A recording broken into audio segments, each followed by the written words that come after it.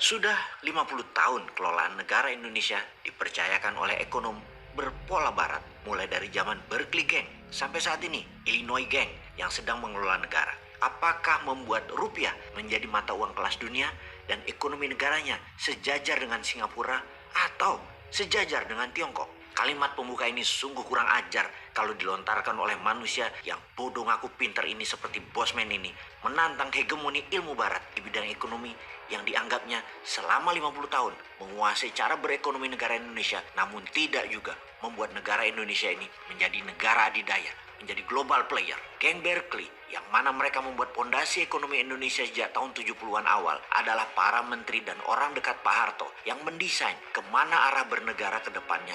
Mereka semua kebanyakan lulusan Berkeley University, California. Kemudian sejak 20 tahun terakhir, tepatnya 10 tahun terakhir, digawangi oleh mereka yang menjabat dan mengecap ilmunya di Illinois, Chicago dengan ilmu barat. Keduanya tentunya belum juga membuat Indonesia menjadi negara superpower ekonominya dalam 50 tahun ini dengan cara mereka berilmu, berpikir, dan bertindak. Hehe, kurang ajar bener ya Bosman komennya. Jadi kalau kita melihat sumber daya alam Indonesia ini seharusnya kan jadi berkah. Tapi kok kayaknya jadi kutukan kesannya.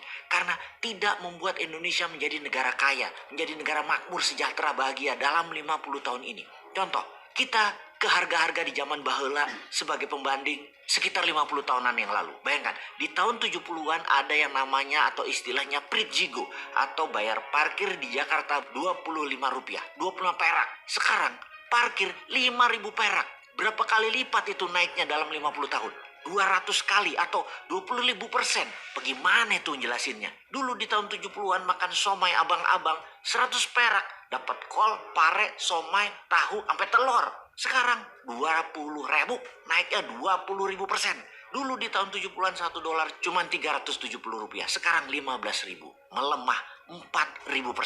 Pertanyaan pertama, kira-kira 10 tahun ke depan, kalau cara berilmu dan berpikirnya serta bertindaknya sama, apakah harga somai bisa jadi 10.000 atau malah jadi 30.000 10 tahun dari sekarang? Harga parkir bisa jadi 2.000 atau jadi 10.000 dalam 10 tahun dari sekarang. Harga dolar terhadap rupiah jadi 5.000 atau jadi 30.000 dalam 10 tahun dari sekarang. Kalau mau berubah bagaimana? Nah, ini males gua kalau nerangin beginian. Tuh nonton aja tuh udah 850 video Bosman di channel Sontoloyo yang kampungan wong deso itu. Kita lanjutkan data biar pada gerah semua dan pada mikir berjamaah biar lebih baik. Biar pada mikir siapa yang bisa membuat Indonesia yang nanti jadi presiden ke depannya bisa membuat Indonesia melebihi Amerika dan Tiongkok. Atau kita bisa melihat siapa yang pesimis melihat Indonesia tidak akan bisa menyusul Tiongkok dan Amerika. Suka dengan begini-begini aja hidupnya. Di kolom komen video ini kita tunggu Anda semua. Atau kita melihat yang optimis kemudian kasih solusi usulan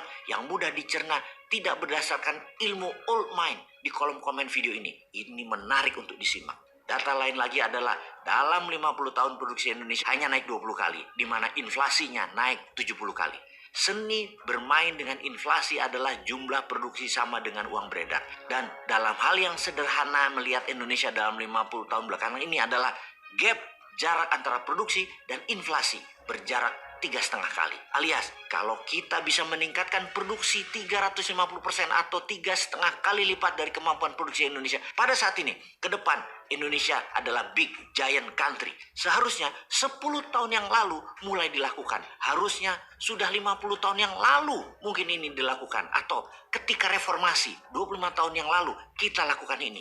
Tapi yang dilakukan hanya kekuasaan politik, bukan mensejahterakan bangsa dan negara. Mana program Grand Design peningkatan produksi Indonesia? Kita tantang sekali lagi. Mana Grand Design 10 tahun ke depan, 23 tahun ke depan Indonesia emas di 2045? Mana? Belagu banget nih Bosman. Mentang-mentang punya printing money strateginya, rencana pembangunan Indonesia emas melipat 5 kali lipat produksi Indonesia, sok-sokan menantang. Yang bikin gerah Bosman lain lagi adalah kok mau-maunya Indonesia selama 50 tahun negaranya proyeknya jadi underlying cetak uang negara lain khususnya dolar. Dan 10 tahun terakhir jadi underlying cetak uang yuan juga. Bayangkan lagi sahabat, kekurang ajaran negara barat, Amerika dan sekutunya sejak tahun 1915 hingga tahun 2021. Kenaikan uang beredar mereka lakukan dengan mencetak uang tiap tahunnya naik 15%. Gila nggak tuh? Yang tertinggi adalah sejak tahun 1971, dolar dicetak gaspol bisa naik 40% dari produksi dunia.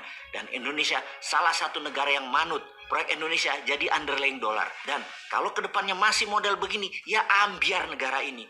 Kalau sumber daya alam habis, maka akan miskin hakiki negara ini. Siapa yang disalahkan cucu cicit kita di tahun 2070 atau di tahun 2100 memaki-maki kakek neneknya karena menghabiskan sumber daya alam yang hanya menyisakan kerusakan alam dan kehancuran ekonomi negara ini.